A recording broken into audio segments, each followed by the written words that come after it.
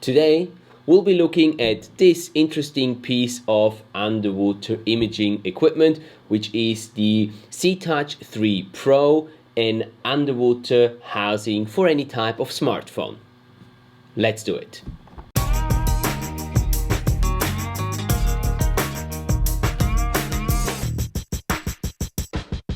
Hey there underwater filmmakers, what's going on? Thanks for tuning back into the underwater filmmaking school.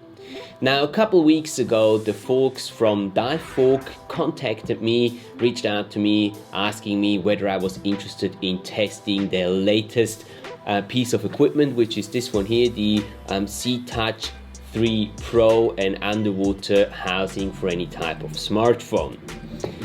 Now, I have tried a couple of different smartphone housings in the past, and I have to be honest, I have never really been very positively surprised by using them. Simple reason was because you always needed an app that would actually connect the smartphone via Bluetooth to the housing, and then you could use the buttons on the housing to work at the camera of your phone, but you would not be able to use the camera app of the phone or any other app that you wanted to use for actually filming underwater. You were limited to using the app that was integrated, or the camera functions that were integrated in the app made by the manufacturer of the housing. Wow, that was quite a bit of a sentence. Well, in any case, it was quite complicated to use those phones in those housings underwater, and the biggest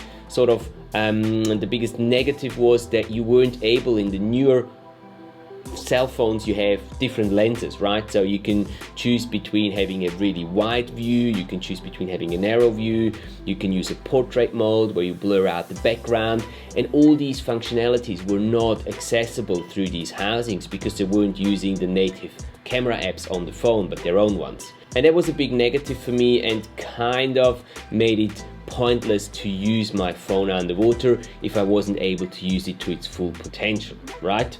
So naturally I was a little hesitant at the beginning when the guys at Divevolk suggested to send me one of their housings to test it out. But when they said that they have come up with a new technology that integrates a touch screen on their underwater housings, I was intrigued and I really wanted to test it out. So I agreed on testing and reviewing that product here on the channel. Full disclosure at this point, the guys sent me their underwater housing for free. I did not pay for that product, but all the opinions that you're going to hear in this review are my own ones, and the guys at Divevolk, they didn't get to see this video before it was officially published. Right, with this out of the way, let's get straight into the interesting part. In the past couple of weeks, Sebastian and myself did about half a dozen or so dives with the SeaTouch Pro 3. Now, I first want to talk about our experiences that we made while testing the device, and then after that I'm going to go into some pros and cons from my opinion when it comes to using the SeaTouch Pro 3 Pro. Now let me say that the image quality is mainly going to be depending on the phone that you're using inside your SeaTouch 3 Pro. Obviously, if you have a phone with a better camera, that's going to be producing better shots and better clips underwater as well. So the housing is really just the shell here that is making it possible to take your phone underwater and use the phone's camera to capture your underwater experiences. So what were our experiences when testing the SeaTouch 3 Pro? Well, first of all, I have to say that this is really a very unique design. I have never seen any device that actually enables you to use the touch screen on your smartphone while being underwater. What they've done here, quite cleverly I think, is used I think it's a silicon membrane or a silicon piece that they've integrated in the front part here where the screen of your phone sits. And what happens is when you press on it, it will transfer that push or that press onto the screen of the phone. And you can use all the functions of your phone. You can access everything on your phone. You're not limited to using an app like with all of the other smartphone housings that I've tested out before. With this one, you have all the functionalities of the entire phone at your fingertips, which is fantastic, I think. So you can not just use it for taking photos and videos underwater, but you could, let's go into the extreme. You could even, if you're on a decompression dive and you have to just wait for half an hour before you can come up to the surface, the end of your dive, you can pull out your phone and you can even play games on your phone that you've preloaded on there. You can watch a film that you've saved on your phone. You can do all these things actually while you're underwater. This is quite amazing, I find. Now let's say with this touchscreen functionality of the housing, it does actually come with some limitations. First of all, you cannot use the touchscreen if you still have your protection cover on your smartphone screen. So you know how a lot of people, they do have these protection covers on the screen itself, which will protect the screen from, you know, cracks and breaks and all that sort of stuff. If you have that on your smartphone, it will not properly work inside the housing, because it has to do something with the sensitivity of the smartphone screen, which is decreased by having that protection film on it. So you actually need to take that film off in order to be able to work it properly underwater. Okay, not ideal, but workable.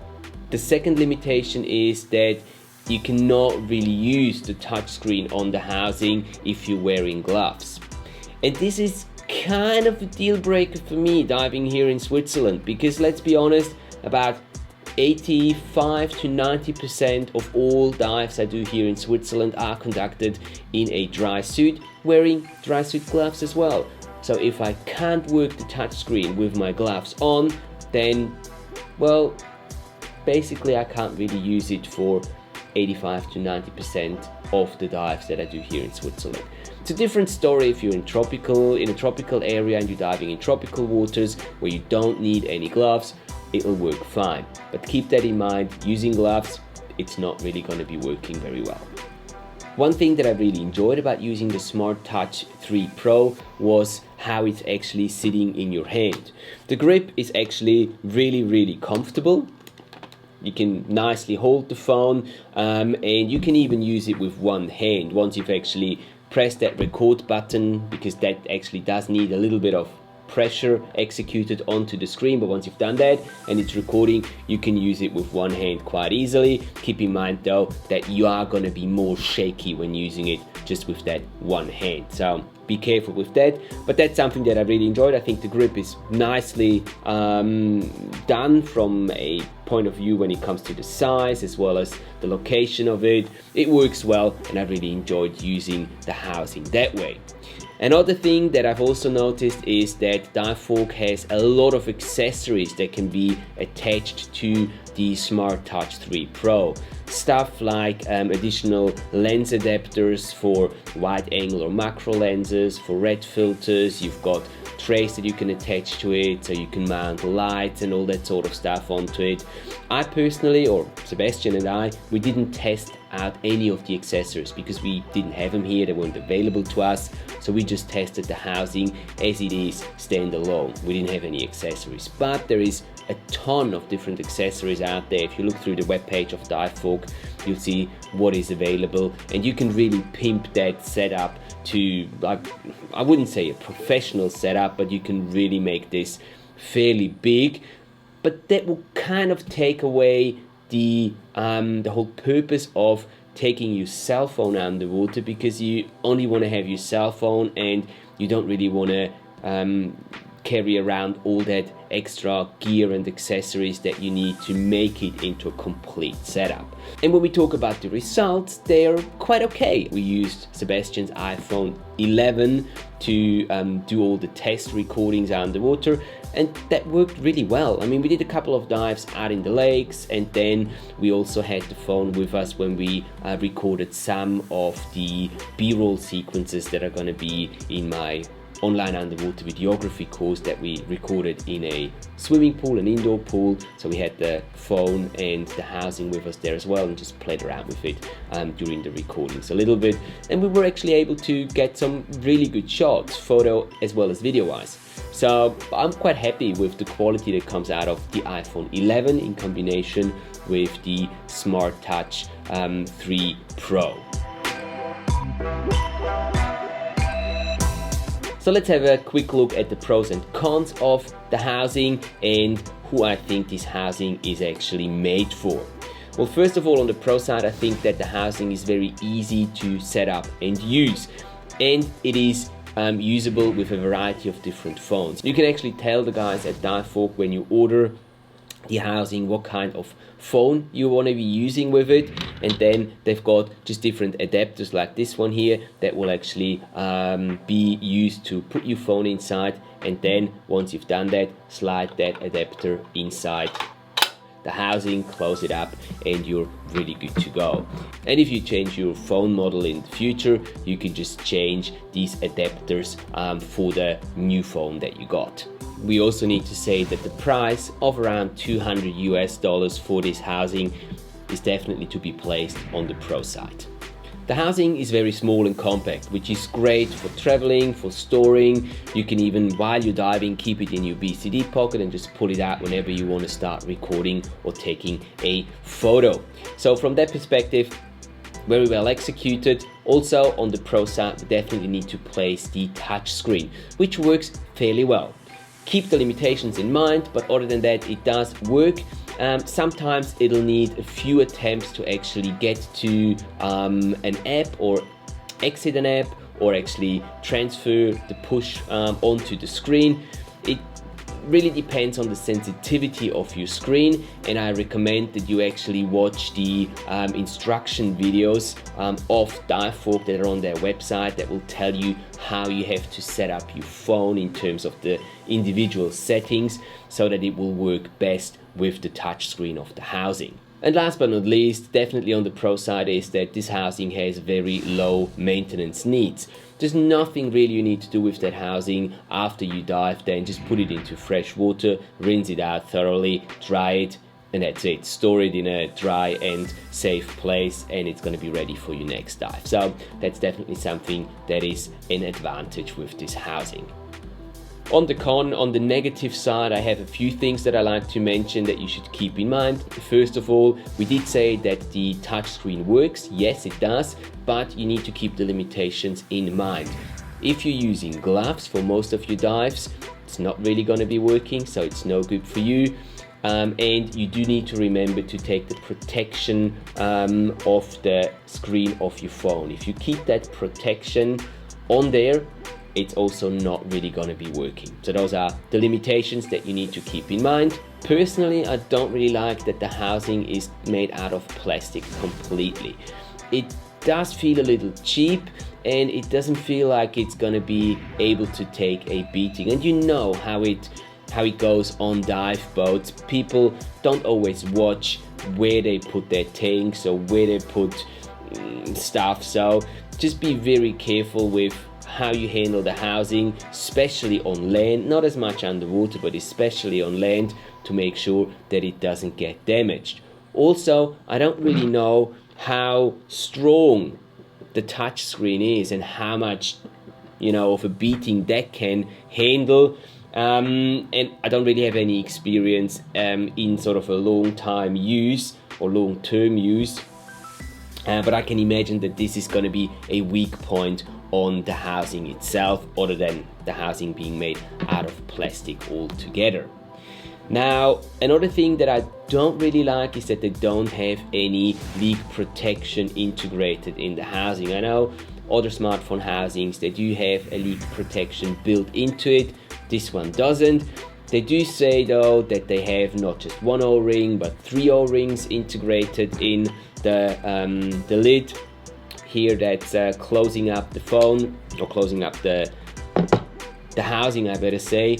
Still, I don't know. I don't really know about this. I don't really like that too much, and I just think be careful and really watch those O-rings. Make sure that it is properly sealed before you get into the water, and take your time doing that, because there's nothing that will warn you underwater if water leaks in.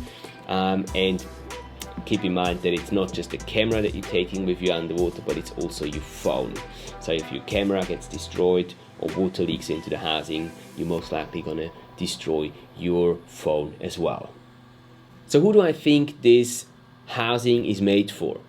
I think it's made for people who want to take some shots and videos of themselves diving during their vacation. I don't think that it's something that a pro or even a semi-pro would be using on a regular basis. But if you're a holiday diver, you go diving once or twice a year in the tropics somewhere where it's nice and warm, you don't need any gloves, and you just want to record some snippets of your dives here and there, then I think this is a good option. Also for people who don't want to make the investment and you know, just go into buying another camera just for filming or taking photos underwater, this could be the solution. You can use the camera of your phone that you already have and just get the housing and use it to film and take photos underwater that way. So I hope that this review of the SeaTouch 3 Pro is helpful to you in deciding whether or not this cell phone housing is the right one for you. Let me know if you've tried the SeaTouch 3 Pro yourself already and what your experiences and thoughts are about it down in the comment section below. I'm really curious to hear your thoughts about that. So that's it for today. Thank you very much for watching. Stay safe, make bubbles, capture the underwater world, and I will see you in the next video.